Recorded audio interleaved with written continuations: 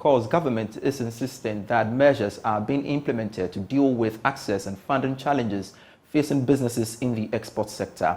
It is coming after the World Trade Organization's report showed that Ghana's participation in global trade is heavily affected by cost and access to finance.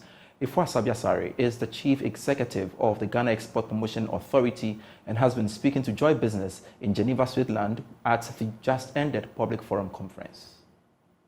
So welcome to our conversation at the World Trade Organization, where we are engaging participants on the ongoing public forum. We are grateful to have the Chief Executive of the Ghana Export Promotion Authority. And Doc, I appreciate your time so much. And it's interesting that the topic that you discussed was something that came up highly in the trade report of the World Trade Organization about trade expansion in Ghana being affected by costs and access to credit.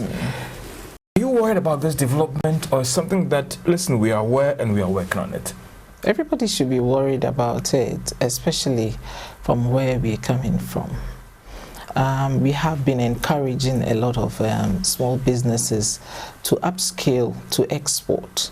And in upscaling, they need a funding. And if we are having all kinds of conditions and very expensive trade financing outlets, it's not going to, it's like we build them up to a certain crescendo and then we leave them hanging. They don't know what to do. So it is quite difficult. And I'm asking that for you at the authorities, is there anything that you're doing? Because we've had EDIFE, we've had a lot of institutions in the past, specialized credits, but it appears that we still have a long way to go. What is the authority doing together with the other government agencies to deal with this challenge? I think we can only facilitate. So we talk to the banks, we negotiate with them to come up with products that can help the exporters. The Ghana Enterprises Agency, which has been resourced by government to also support them in one way or the other. The Exim Bank is also supporting. So there are various avenues to look at. It may not be enough, but for now, that is what we can do, and we are always looking for how to help alleviate some of the hardships they face in sourcing for financing. And you believe that some of these things will go a long way to address this challenge? It will help. Let's come to your non-traditional export. Doing quite well. One would say that what is the next phase in terms of meeting your target and ensuring that Ghanaian products is everywhere around the world?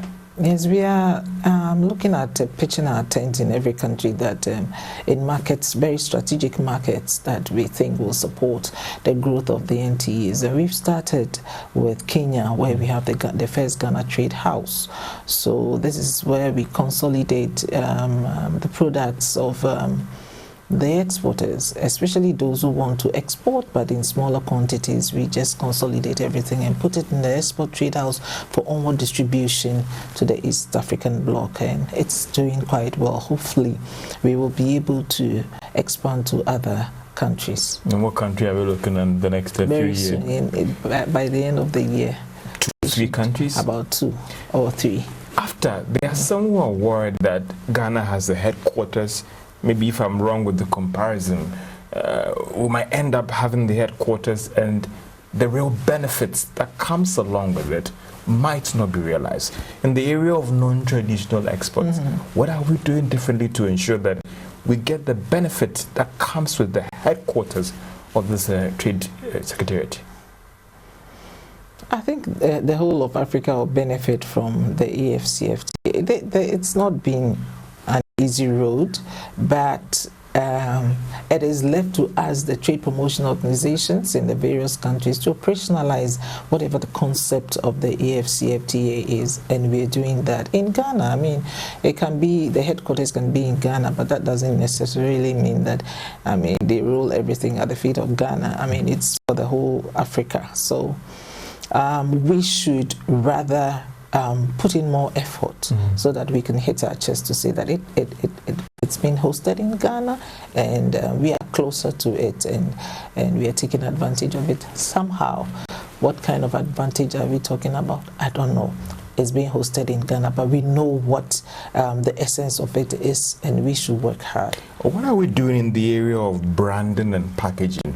It used to be a big challenge when it comes to these non-traditional exports. I think that you can now see that there's a big improvement in branding and packaging, and it's because that we put in a concerted effort. There was a conscious effort to make sure that branding and packaging, which forms a very integral part of the whole export trade system, that we should make sure that it works. And that's what we're doing at our export school, bringing in experts from all around the world who are knowledgeable in packaging and branding, to help our exporters in branding and packaging their products with the right material for the right products. And now you can see that we have also organizations that are springing up in Ghana in the business of packaging as well, producing very good packaging. So this is snowballing into